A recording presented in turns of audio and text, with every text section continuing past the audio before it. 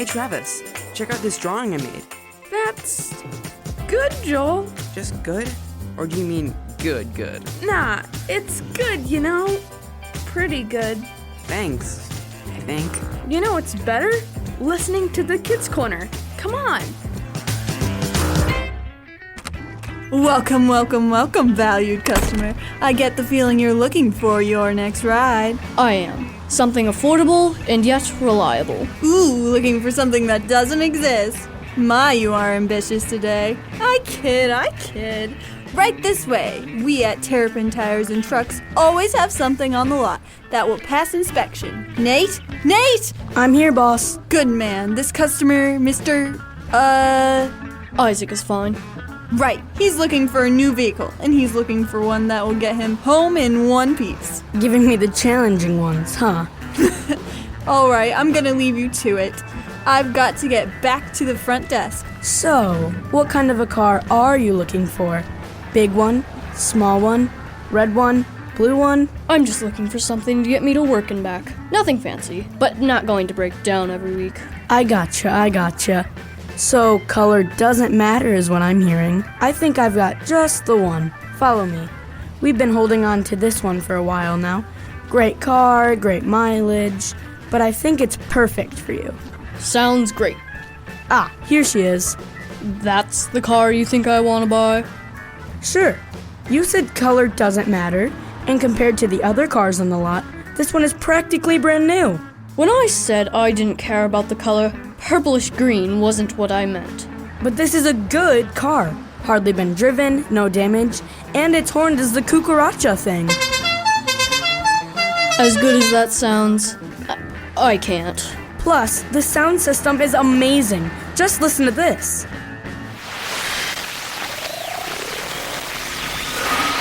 All right, Nate, you can do this. Hello, sir. No, too formal. Yes? Oh, hi, Nate. Mr. Jacobs? Decided to come to the front door this time? This is your house? Yeah. You kids usually come in through the garage. Oh, right. Hello, sir. I represent Turtle Scout Troop 44102, and I was wondering if you would like to order any Turtle Scout pies. We have a wide variety, from cherry to chicken, and if you want to take a look at our full selection, here's our catalog. And to order, you can ask me to help you fill out the order form, or you can follow the QR code on the back. Impressive. Turtle Scout pies, eh? Let me take a look here.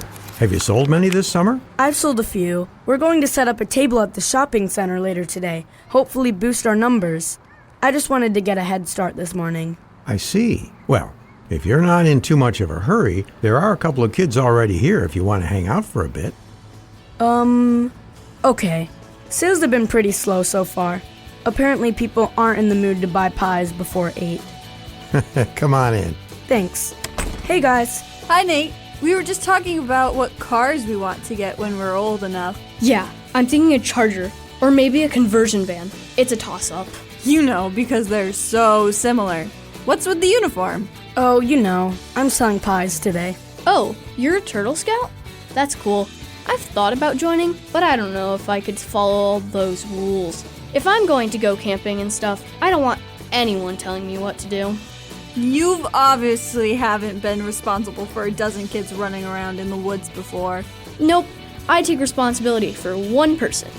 Me. Right. So have you sold any pies today, Nate? Not this morning. But like I was telling Mr. Jacobs, we're hoping to sell a lot at the shopping center later today. Nice. So do you have time to listen to the radio with us then? That sounds fun. Sure.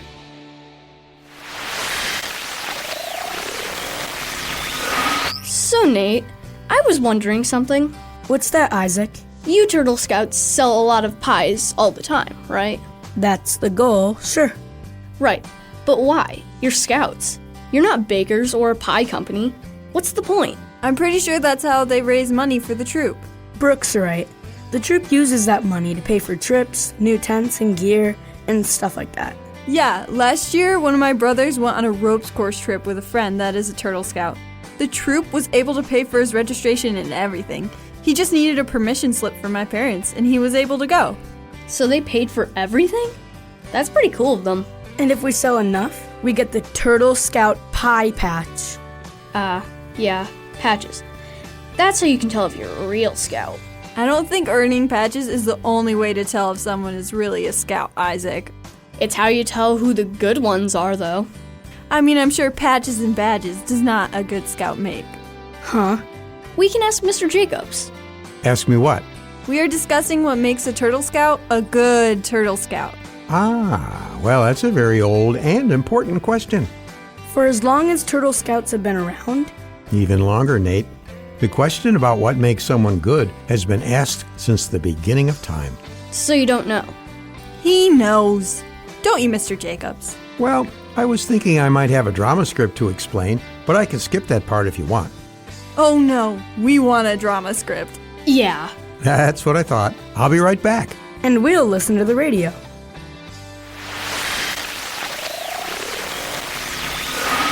And now, from the garage of Lionel Jacobs comes the expensive drama, The Silver Spoon, an adapted biblical psalm about goodness.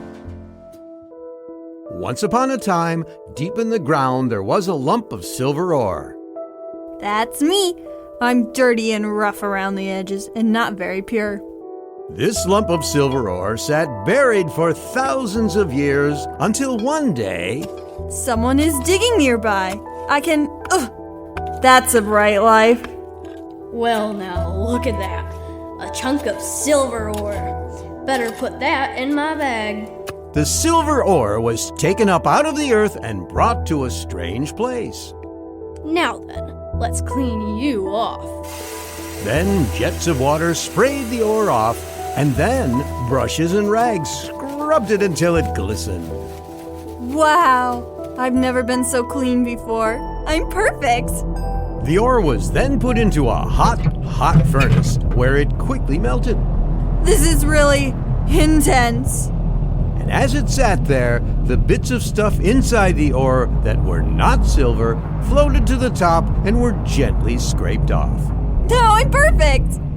Not quite, my friend. Let's do that again. And again the silver was heated up and melted down, and even more stuff floated to the top and was scraped off. That was still rough. But I'm so much cleaner now. Again? All right. Days went by and the silver became purer and purer. You're ready now. Ready? I'm going to make you into something amazing. Do you trust me? Yeah? And so the silver was fashioned into the most elegant spoon you have ever seen. Your Majesty, that is an exquisite silver spoon you have created. Truly a masterpiece. I agree, and I wish to use it right away. Indeed, my lord. Hearken unto me. The king wishes to sup with the spoon he has crafted from start to finish. Bring forth the royal bowl and cereal. The moral is that God is the one who makes us good. Though we are priceless from the start, we have things around and in us that make us dirty and unworthy to be used by Him. But God digs deep and pulls us out of the muck of sin. He saves us and cleans us. He puts us through trials and hardships, not to harm us, but to get rid of the bad in us so that He can form us into something amazing that He can use day after day. The question is, will you let Him?